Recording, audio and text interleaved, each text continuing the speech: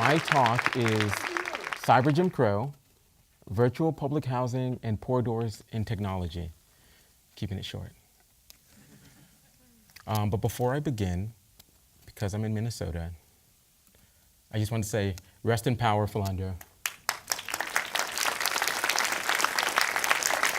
Philando Castile, administrator at a cafeteria full of super tiny humans who remembered 500 students' first names and allergies. That one can't drink milk, this one doesn't get the peanuts, and always greeted them with a giant, giant smile. This is Philando going to his final resting place, his mom riding the carriage, his friends walking behind him. Of course, a school bus in the background. This is the pallbearers in a Black Power salute. Happy but sad at the same time to be saying goodbye to such an amazing person. And I found all of these images so powerful. But one thing that struck me the most was this card left by one of those amazing little humans. That card in kid handwriting says, "This year I was going to give you a gift, but then you died, and I'm giving you a gift anyway. You had the biggest heart ever. I really miss you. I really, really miss you. You're the best lunch man we could ever have. I wish you were alive. You have rainbows in your heart." So who am I? I'm Matt, and I like to say I'm a hacker, but then what does that really mean? So I'm a bunch of these other things. I'm a Mozilla Ford Foundation Open Web Fellow. I was at this amazing civil rights organization called Color of Change, helping them with their digital security for the past 10 months. I'm an Internet Freedom Festival Fellow. If you ever have the chance to go to Valencia, Spain, to this free event about the internet, you'll be welcomed with open arms. I'm a New America Cybersecurity Initiative Fellow. They're a think tank in DC that does amazing work on cybersecurity for the nation and also how it affects regular people. I'm an Institute for the Future, Fellow for Good, I guess. I'm an advisor to the Open Technology Fund. If any of you have amazing ideas that you want to use to make circumvention tech to help people fight for their freedom outside the United States, please apply. You can get like $10,000 to $100,000 for your project. All these things are giving back. And I'm a hacker, security researcher, and I train journalists and activists every day in keeping digitally safe. Sometimes here, sometimes in like very dangerous places. And I used to be a developer like some of you out there. I used to be wondering, how do I get out of my day job to do more good when I was a data journalist at the New York Times. And if any of you are going to DEF CON, hey, check out the Crypto Village. I'll be there helping make that thing happen. Okay, so trigger warning. We're going to have a frank discussion about race and real talk, as they say in my neighborhood of Harlem, about technology. So Cyber JimCrow, that was part of the title. Like what is that exactly, right? Well, like JimCrow. So this is Wikipedia, and no one changed it at that moment. So Jim Crow laws were state and local laws that enforced racial segregation. And that's what Jim Crow was, and it's something that happened in the United States, and it's part of our history. It gets us to where we are. This is what Jim Crow looked like. Pictures that you probably expect to see of two different water fountains, separate but unequal. Two people in the same space, but being impacted differently by the conditions around them, and really living completely different lives. But what did Jim Crow feel like? That's a question that the person who made this quote said. The quote is, "I saw that the camera could be a weapon against poverty, against racism, against all sorts of social change. I knew at that point I had to have a camera." And that's Gordon Parks.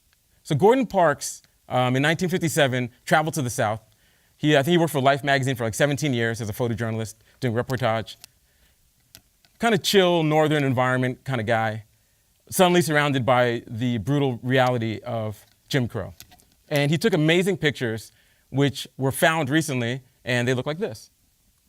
That's Gordon. super cool brother with a super cool Parker on, so I had to give him a little shine. Okay, so this is a playground, and every child wants to play, but you can't play because it's not for you, because you're this other, right?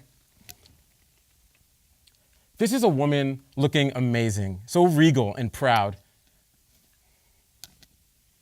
at the colored entrance, but still having to face that daily indignity of drinking from the colored-only fountain.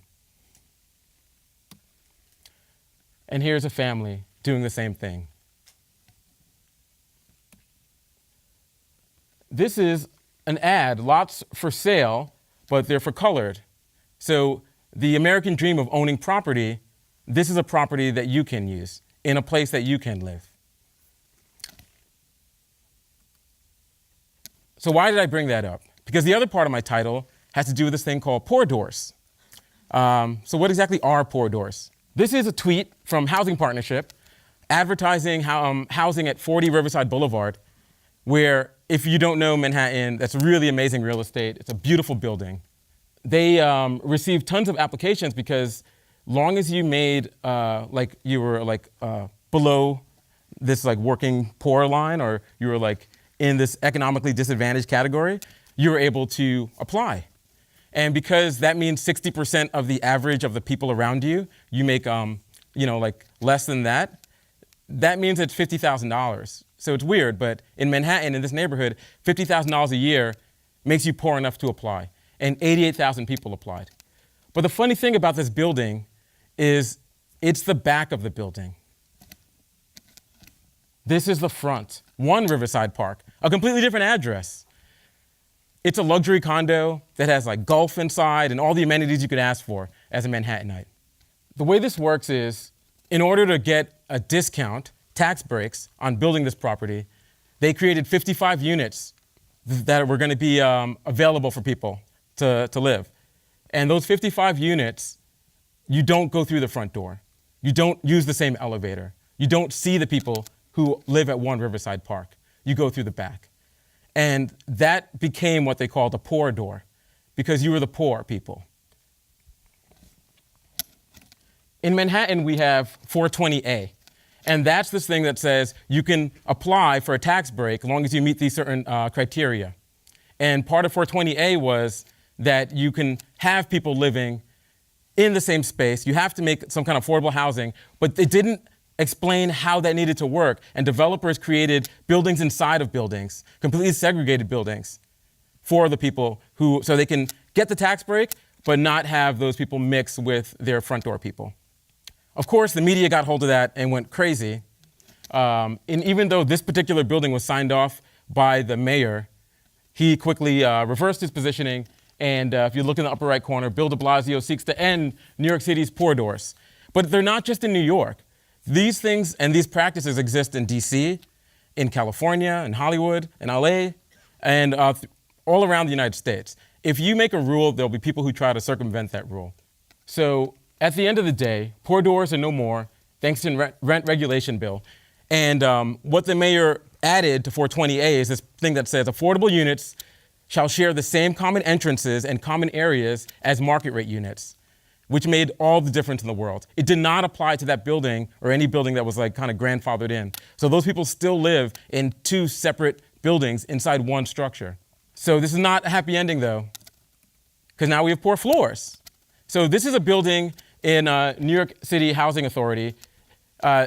Is the organization that funds all the public housing and affordable housing inside New York City. And they are completely out of money. So one thing that they decided to do was allow private developers to develop property inside their real estate. Parking lots that don't get used, playgrounds that don't get used, tree areas that aren't that used. And they're going to build this giant tower, a commercial tower. That commercial tower is a 50-50 building where 50% of the people who live there have to be under a certain income level, and 50% others can be whatever ridiculous amount of money you have, right? Disposable income up the wazoo. Now, this thing is built next to the 2, you'll see this brick wall here. This brick wall is the actual public housing building to the right, and there's another one to the left. So this building is cast in shadow. And if you make less than a certain amount, if you are living in the affordable units, you live in the shadows. You're in the first 27 floors. And the rest of the tower with a beautiful view is for the rich. What we're seeing here in, Jim Crow and in this real estate situation, I'm sure we're aghast and we're outraged as creatives and technologists and the people who develop the future. We think, how could people be so cold or so dismissive, or at least not connect with the humans around them? This is Star Trek. I like a Star Trek slide. I'm more of a Star Trek person than a Star Wars person. More peace, right? And, Gene Roddenberry had this future where Russia, which was our enemy, is in a ship with us, right? We're black and white people. This is the 60s. We're just hanging out. We had basically representation on all levels of diversity, gender. Yeah, well, this is before Sulu became this super awesome Sulu that we all know today. 1968 was a really crazy year in American history, but you could tune to your TV and see a future that was inclusive for all people and truly diverse. There was a promise of a better future. And like anyone who cares about the future, like the people in this audience and myself, that's the future we should all strive for. I'm going to show you a video.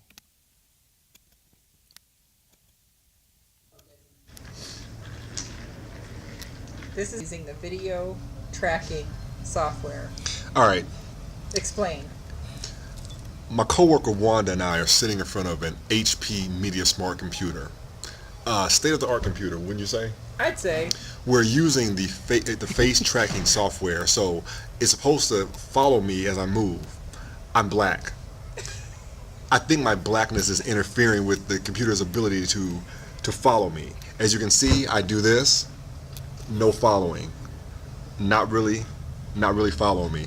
I back up, I get really, really close to try to let the camera recognize me, not happening. Now, my white coworker, Wanda, is about to slide into frame. You will immediately see what I'm talking about. Wanda, if you would, please. Sure.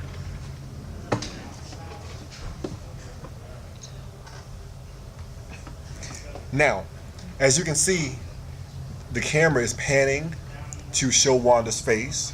It's following her around. But as soon as my blackness enters the frame, which I will sneak into the frame. I'm sneaking in, I'm in there. That's it. It's and over. There we go, it stopped. My hands are here. Wanda, please get back in the frame. Get back in. As soon as white Wanda appears, the camera moves. Black Desi gets in there. Oh, nope. No face recognition anymore, buddy. I'm going on record, and I'm saying it. Hewlett-Packard computers are racist. I said it. Okay. Here's another video. All right. So watch this.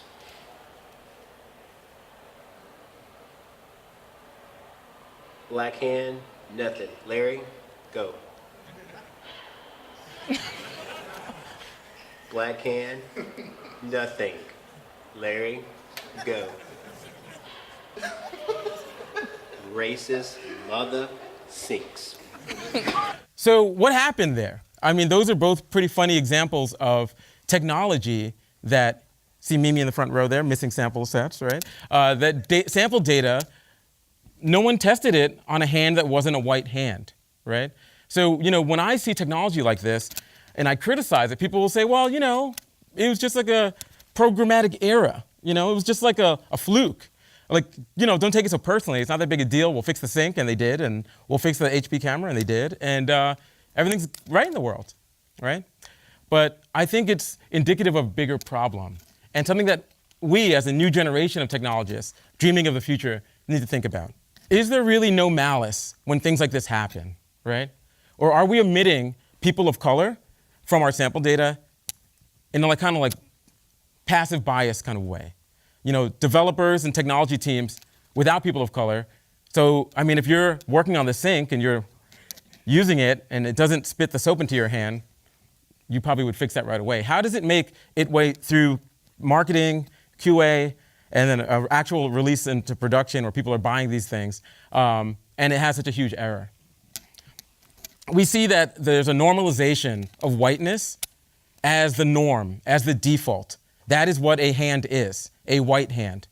And as long as we think of a person or a thing as the norm, the default, we're going to have a problem, and things like this will happen over and over again.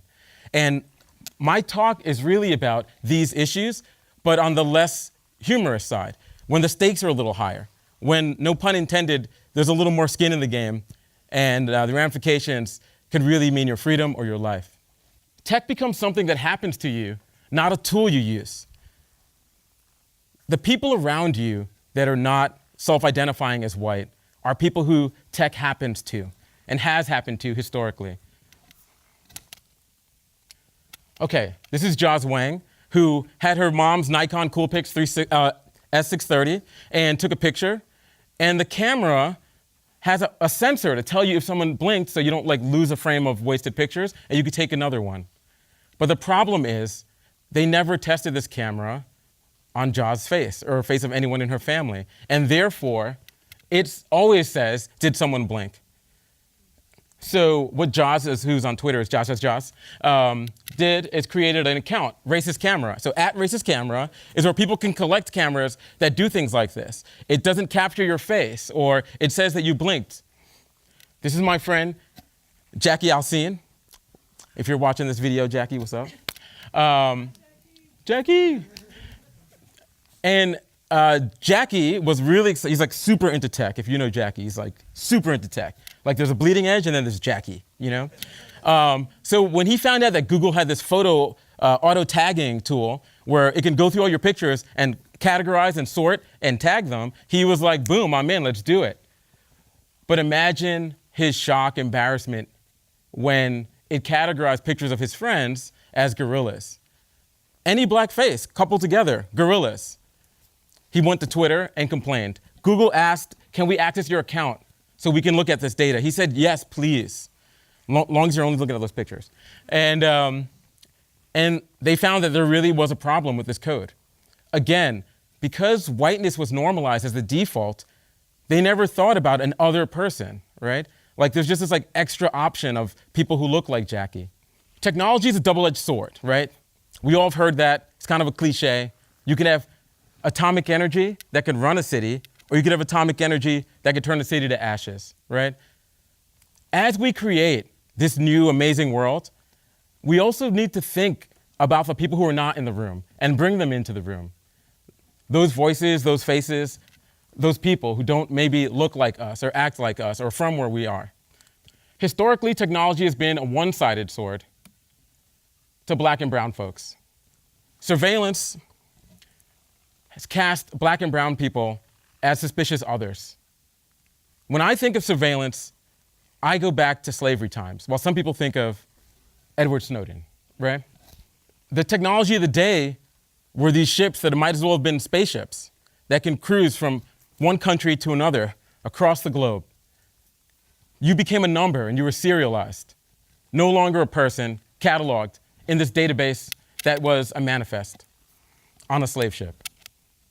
There was a person that watched you. That person's very eye is the CCTV camera.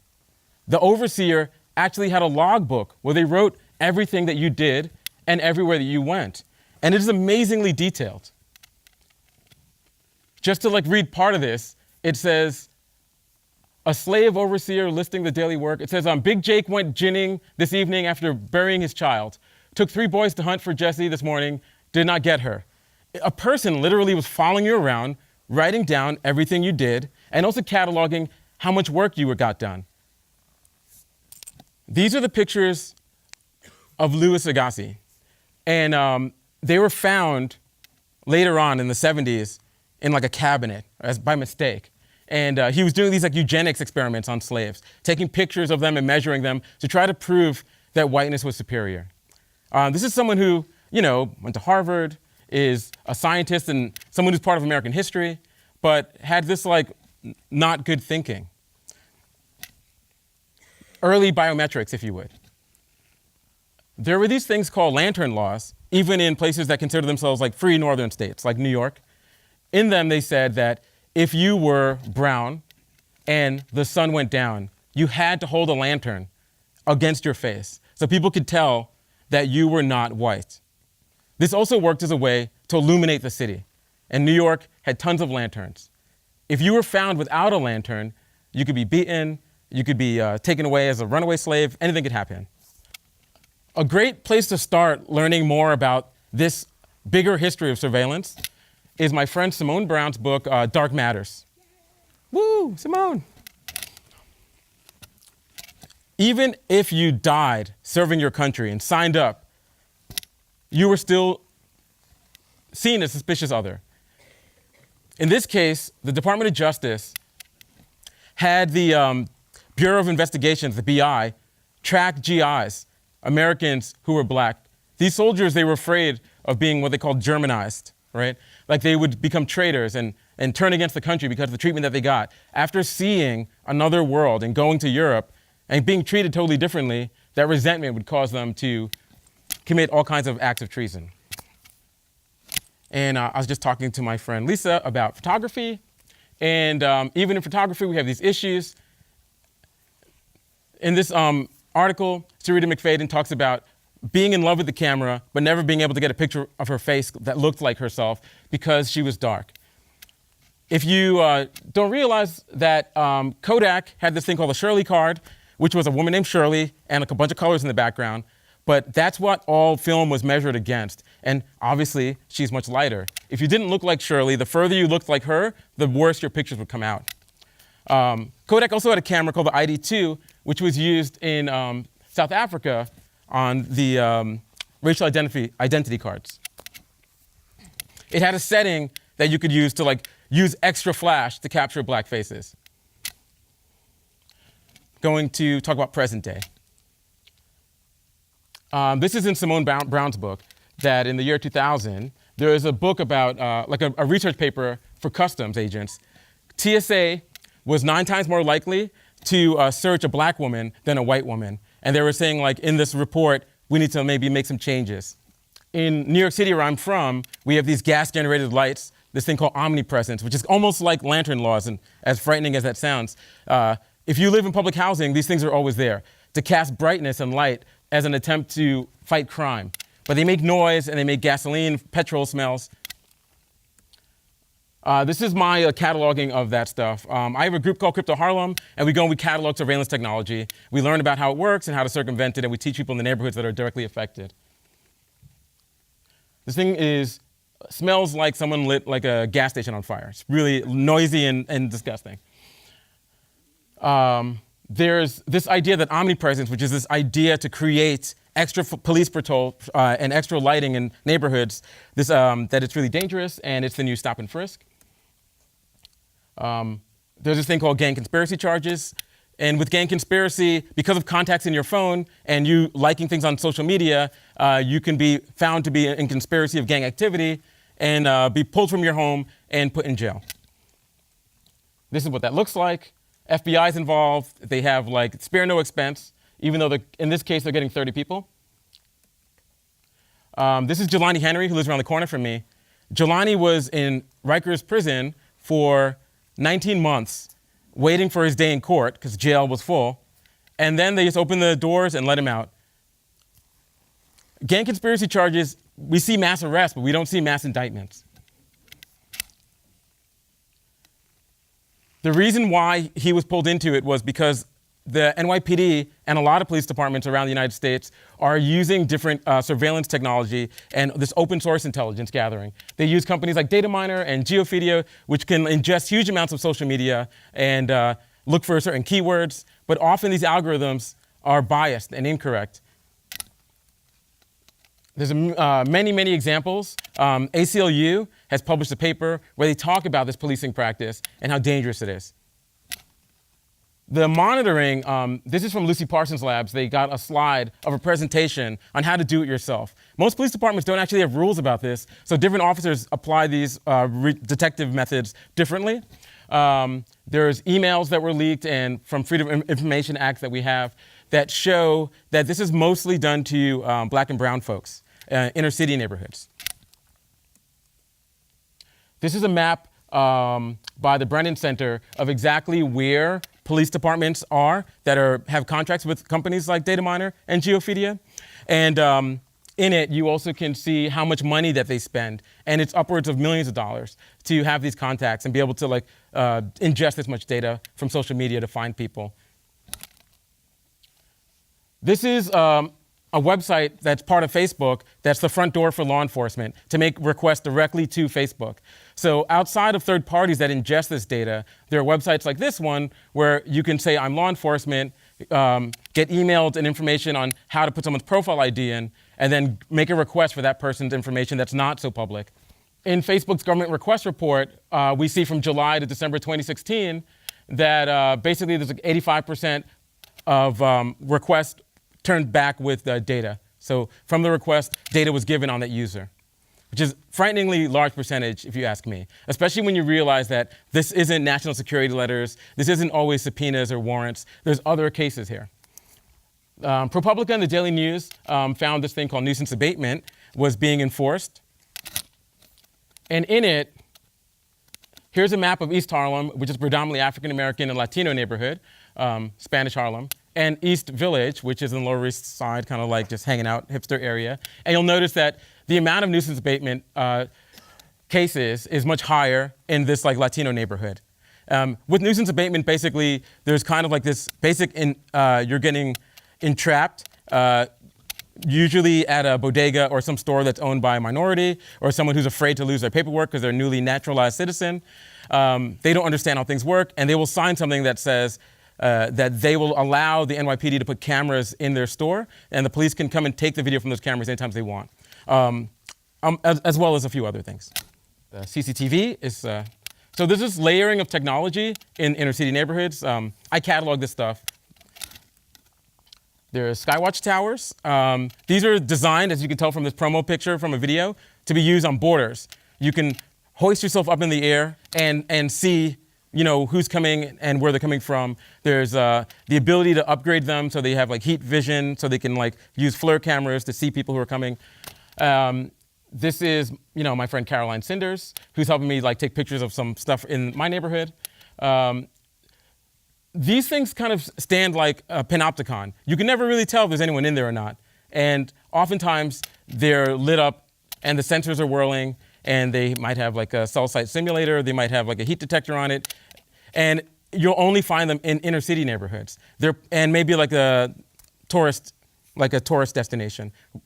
Okay, not gonna show the shot spotter video. That's a piece of technology that can tell where, or tries to map back the sound of a gunshot. And it uses pre-recorded sounds of gunshots to try to catalog there was a gunshot. And because the speed of sound is slow, they can put these microphones across rooftops and hopefully trace the trajectory of that bullet and automatically will call police to that area. Although when people do use guns, they don't stand around. And so this technology is not as effective as you would think. It was used in Newark, and here it says it went off 3,632 times, and they found 17 shooters, right? And the cost of it was $80,000 to deploy.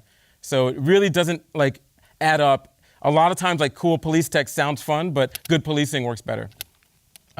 Also in Baltimore, where the Baltimore uprising was, there's aerial surveillance by this company, Persistent Surveillance Systems. And it basically is a company that is demilitarized technology from someone who worked in the military, flying around the Middle East, taking pictures, and found a way to maybe make it cheaper. Tried to make his own DIY drone by taking basically a Cessna and putting a 4K camera on it, pointed down. And for basically 24 hours a day, they have complete footage of everyone looking down in a certain neighborhood in Baltimore.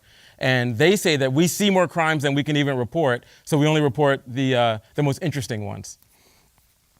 If they had their way, every city would have a complete overwatch from a plane. And then we have predictive sentencing and predictive policing, which tries to release the burden of cash bail and tries to release the burden of a judge sitting there trying to figure out how long to put someone in jail for, and uses a lot of information from someone's history and background. But ProPublica, again, did a report, and it showed about so much bias in this. And if you went to that talk, you've heard about the point system And if you were African American, the points were always like skewed against you, that you would, do this crime again, or you should be locked up for a further period of time, even if it was your first time offense, and even if you're against someone who's previously incarcerated for like a serious crime who happened to be white. Another problem with these algorithms is what we find is people try to cook the books, not realizing the damage that they're doing by changing percentages. In this precinct in the Bronx, officers changed the percentages on the data that they were putting in the CompStat database that shows you like what crime's going on in Manhattan every day. Since that, the NYPD quietly changed the way that they collect that data so it's all centralized and no longer at the precinct level. Cool. Okay, so now what? Seems like a lot of like depressing use of technology, usually to like enforce this like surveillance against places that we probably don't normally go in our everyday to day. But I just wanted to inspire you to understand that where I live, I see this happening every day. And I meet people who are directly affected by it. People who lose their freedom, spend lots of time getting harassed by police officers, or just feeling that you're watched all the time. I mean, there are studies that prove that your behavior changes when you're under this level of surveillance. And I see that with my own eyes. It's very creepy. This is Angelica Doss's like Pantone cards, right? And kind of like retaking that whole like racist history of photography, created this Pantone color card using a rainbow spectrum of different human beings. I thought it was like a really nice way to show humanity and show that we're all the same.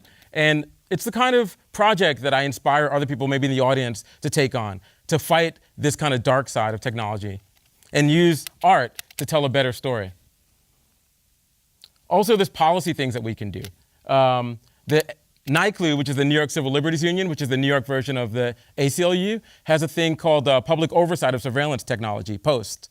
And the ACLU is something called CCOPS, which is Community Control Over Police Surveillance. And with both of those, we don't know about this technology when it gets rolled out. The NYPD has this van that can see through walls, and it uses radiation to do that. Totally seems like sci-fi and seems totally crazy. But we find out about this stuff by accident. And that's the only way that we know that we can like talk about it or try to ask them like, what are you doing about civil liberty abuses? What about health? What about pregnant people who are near this? And although they promise that they will only use it in the worst of terrorist cases, there's no like, if you're gonna use the van, you have to sign this thing out and get a warrant approved by a judge or anything like that. Most of the surveillance tech is kind of layered out willy-nilly. Same thing for stingrays, same thing for light bulb cameras that look like lights in your city, but they actually have cameras inside of them, unlike those giant orbs that you see. These are all pieces of technology that we know by accident or by leakers. And what we're asking is that police departments have a kind of town hall, kind of like the French had with fingerprints, just saying this is technology that we're using to catch people, right? And this is how it works. And everyone has a unique one. And we all know about fingerprints, but it doesn't make it harder to stop crime or to use them in crime fighting, right? So there's this idea that we need to have complete secrecy about surveillance technology. It needs to be pushed back on. Also, try to learn more. I'm gonna put a bunch of slides on, like EyeO style. Okay, so this is Simone Brown's Dark Matters, good book. Get your iPhones out. New JimCrow, Michelle Alexander. It's about criminal justice, but it really is great at changing our paradigm and the way that we think about this country.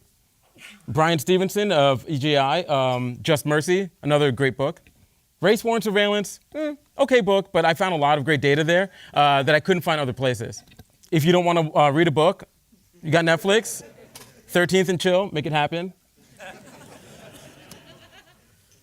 Do Not Resist is a really great documentary about SWAT teams and how that SWAT is used in today's America by the son of someone who was in one of the like early SWAT teams.